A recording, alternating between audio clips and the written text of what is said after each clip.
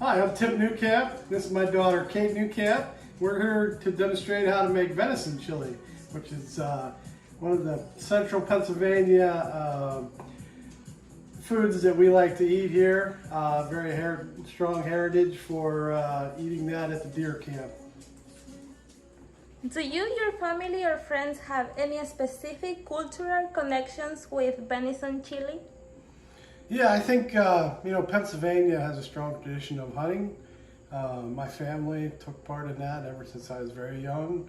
My mother was actually the first person that ever took me hunting. So, we like to cook what we shoot and eat. So, it's very, very strong. One of the strong recipes that we use with our venison. And it also is a way, like culturally, you make friends in the area because it's so prevalent in central Pennsylvania and states surrounding.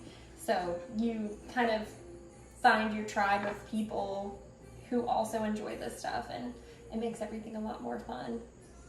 While we're chopping peppers, I'm going to add about 2 pounds of ground venison to the skillet here and get that going.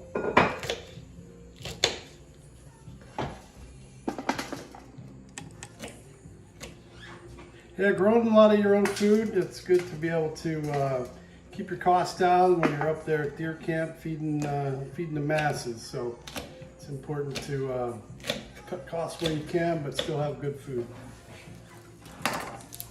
Do you, your family, or friends have any important traditions around venison chili?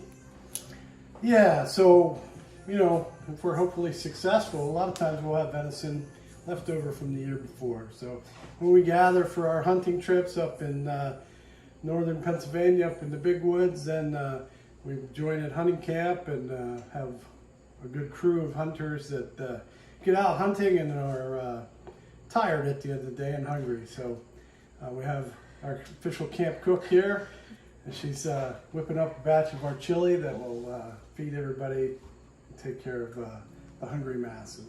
And it's nice to come back the next year and to enjoy some of what you have harvested the year before. So we just need to brown this venison. That'll be something that we get done. Once we get that, we'll add it to the pot of vegetables that we're working on. Kate's cutting up a couple of onions here to add to the pot, and here are some diced tomatoes that I just put out of the garden and cut up.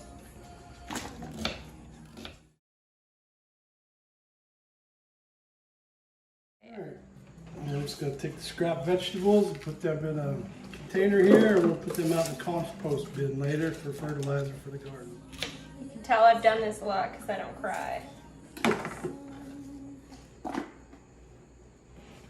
Alright, some of the other things you add, I have some additional diced tomatoes that were canned out of my garden. Kate's going to go ahead and add that. Just pop the top, put juice and all in there. Also have 2 jars of sauce that are home canned. Just use your phone. Oh, okay. Ooh. Nice and thick. All right, in addition to that, the optional items are the beans. Not everybody likes beans in their chili. We have a variety of ones that I canned from dry beans that we had. These are some kidney beans. Got 2 jars of those.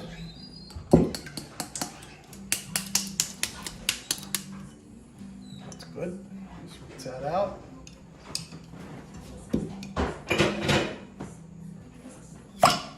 Cheese.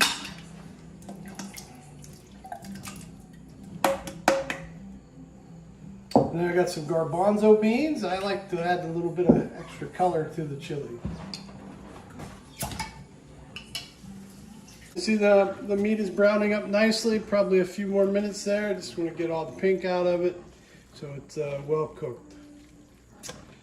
All right, we can talk about some of the spices we're going to be adding. Some are optional, some I think are mandatory.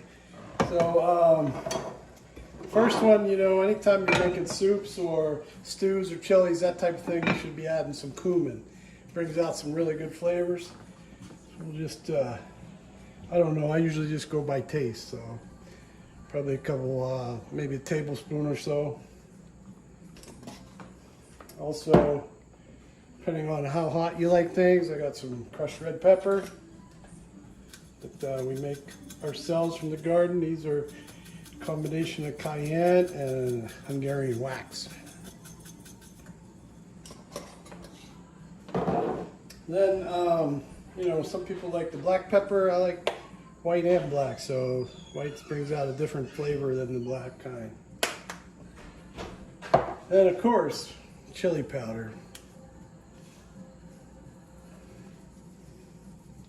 Probably a tablespoon of that. We've got a good bit of liquid and stuff in there. And if you like it a little hotter, there's cayenne pepper. If you like garlic, you can add that. I always say yes to garlic. Probably a teaspoon or so. And I do like cayenne, so I'm gonna add it.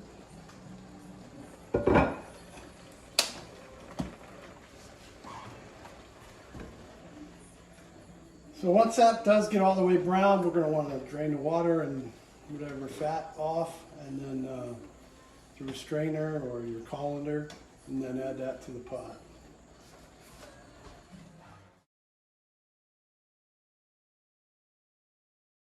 One of the ways you can feed the masses is to add some starch to it, whether that's noodles or rice. I like to put the chili over rice. Is venison chili part of your special holidays and celebrations in your life? Well, I would say it's not part of a holiday, but it's definitely part of a celebration. I mean, my family gets excited when the deer season comes around, and you know, we will eat venison chili all year round, but especially when we're up at deer camp, definitely busting that out as a go-to meal. So bring it a lot of tradition for our family.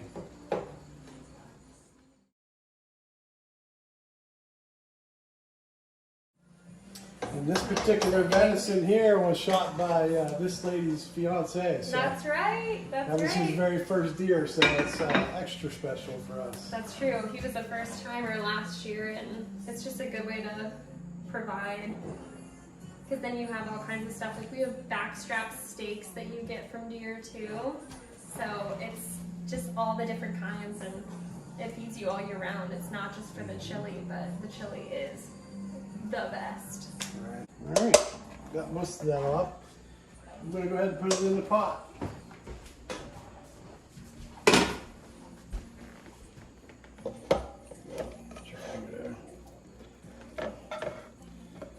Tell you what, 2 pounds of venison will definitely thicken up your chili.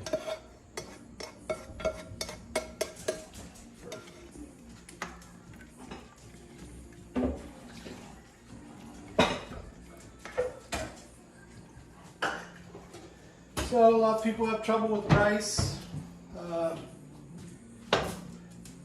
Main thing about that is for every cup of rice you have 2 cups of water. Keep the lid on it all the time, and 15 to 20 minutes. It'll absorb the water and you should be golden. So I think we're going to go with 2 cups of rice, 4 cups of water.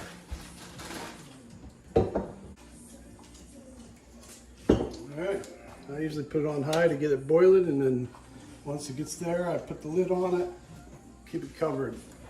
I'll add a little bit of oil and salt.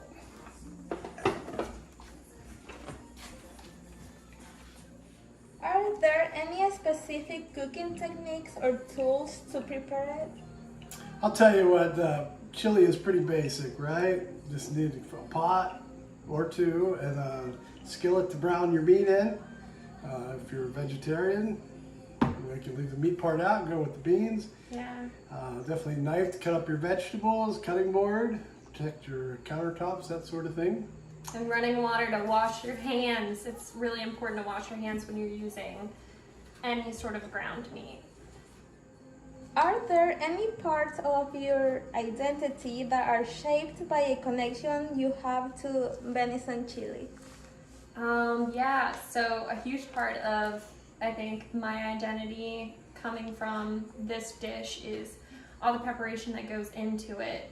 It takes an extreme amount of patience and dedication to get geared up go through the hunter safety courses, scouting for deer, taking the time to harvest the meat afterwards properly, and it shows you camaraderie too when you have a whole team of people together going out every year again and again, coming together to harvest an animal that allows us to create this dish.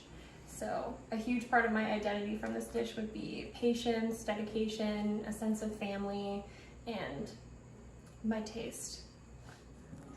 Have any part of the food culture in your community changed during your life? Yeah, I think to some degree, not everybody has the heritage of hunting. I think the recruitment of new hunters has been a little bit lower nowadays. I remember when I was a child hunting, had more than 1 million hunters out there first day of deer season. Now I think it's more around 600,000, something of that. So, there's not as many in the ranks. Not everybody's given the resources either. It's not being passed down as much as it used to. And are you concerned about venison chili in your community changing in the future? Yeah, maybe a little. I mean, hunter access is kind of an issue nowadays. Probably if you're not hunting on public land or know somebody with property, it's kind of hard to get a good quality experience for hunting. So there's a lot more people competing for the resources on the game lands.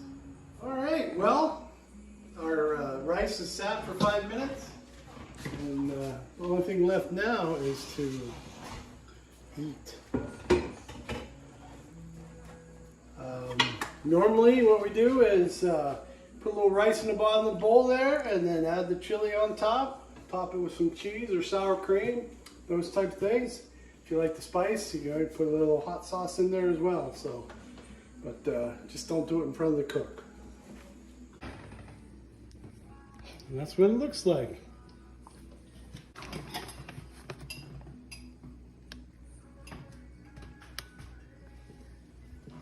How do you learn to cook it? Well, I learned from my mom and dad. Both of them very good cooks.